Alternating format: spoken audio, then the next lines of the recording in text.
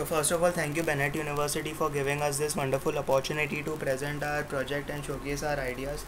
So the project that we are about to take or undertaken is lung disease identification, quantification and segmentation using explainable AI. In the wake of this pandemic, India has already been ranked as the fourth nation in terms of the number of COVID-19 cases, and hence it becomes very important for a country with such a large population to carry out testing. Now the resources for testing are very limited, and hence other mechanisms like testing patients through chest x-rays or CT scans become the need of the hour. And even in chest x-rays or CT scans, there need to be mechanisms where it involves manual intervention of the doctors and radiologists. So in order to simplify the process, we have come up with a system that it takes input as a normal chest x-ray image and identifies and segregates it into three classes: COVID-19, pneumonia and normal. So the data set that we used for this is from Corona Hack chest x-ray dataset. The dataset consists of 219 COVID-19 images and 2000 and 3000 images of normal and pneumonia ridden lungs respectively. Now I'll show you the different classification algorithms that we applied to the dataset, and how did we do that. So you can see that we have implemented various algorithms on CNN architectures using transfer learning. The architectures that we used were ResNet, DenseNet and VGG. In ResNet we have used ResNet 18, ResNet 34, ResNet 50, ResNet 101. In DenseNet we have used DenseNet 121, DenseNet 169, and in VGG we have used VGG 16 and VGG 19.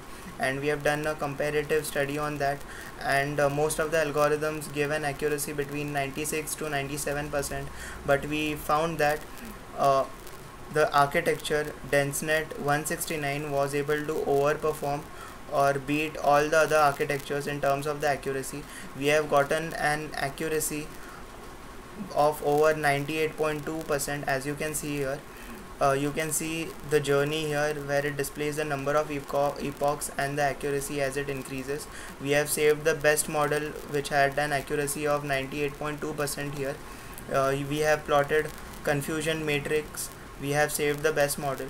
In addition to that, we have implemented a fit one cycle method, which differs from traditional learning rates like gradient descent, Adam optimizers, RMS prop, etc. This learning rate gives an optimal performance to the model.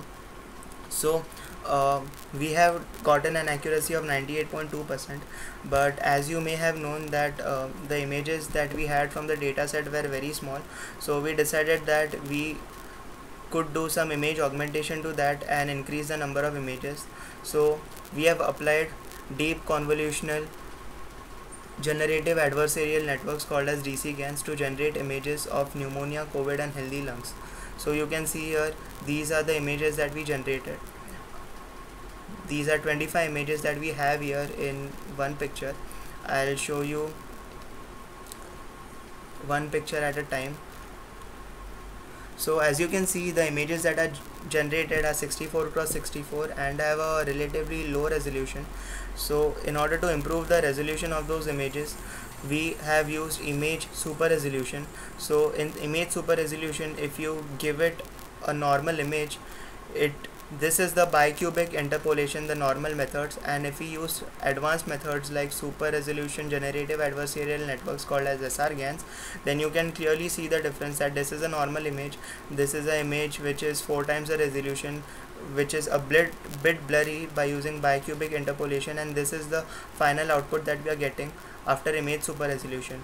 Now to get things in perspective, I'll just show you what the dataset looks like after image super resolution. So the same images, if you apply image super resolution, you could see that the images still have a bit of blur, but the clarity in the details and the texture is seen after image super resolution. So after doing all of these things, the dataset that we had originally consisted of 5000 images around of all the three classes combined, and we have increased the number of images to 13,000. Now after increasing the number of images to 13,000 by using GANs, we thought that maybe we should experiment and get to know what's the accuracy. So we again inputted those images into the model. You can see that in addition to the image augmentation done by GAN, you can also see that we have done some basic image augmentation like rotation, zooming, flipping, shearing, etc. It is evident from the images here. So you can see these are the images that we originally had, and this is the image that we had generated, and this is flipped a bit also.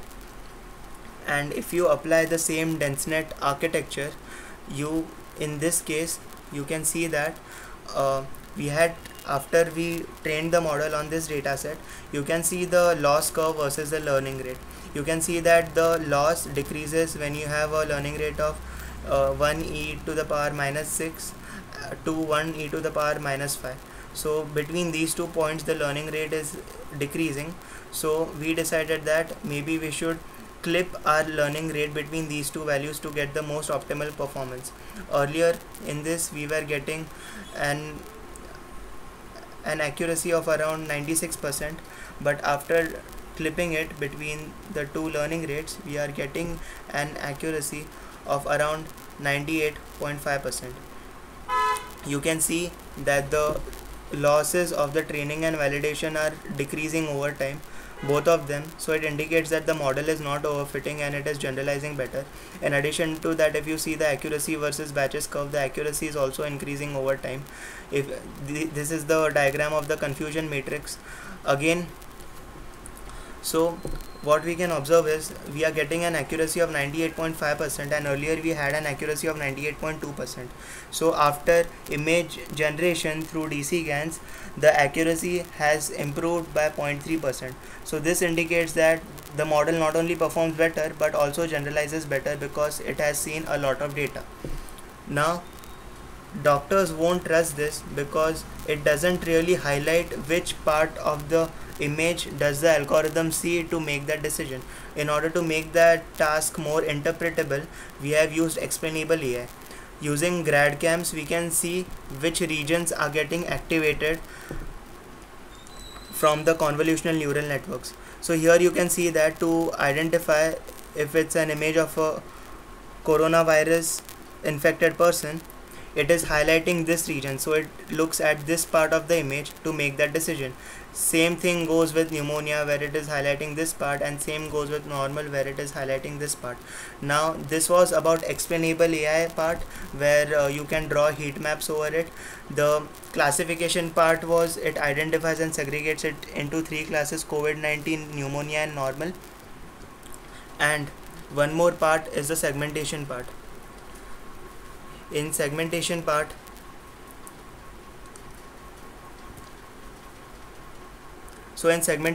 you can see we have used faster RCN and Inception v2, where if you give it an image, it first identifies the region of interest and then it builds a bounding box around the object detected. We are getting the results like this. So here it is identifying the regions where COVID-19 or pneumonia is present and building a bounding box around it. So this closes our discussion on identification, in which we have segregated it into 3 classes, and quantification, where we are giving a probability of the disease being pneumonia, which is 0.92. Also the segmentation part, as I showed you here, and the explainable AI part, which is shown here using heat maps. Thank you.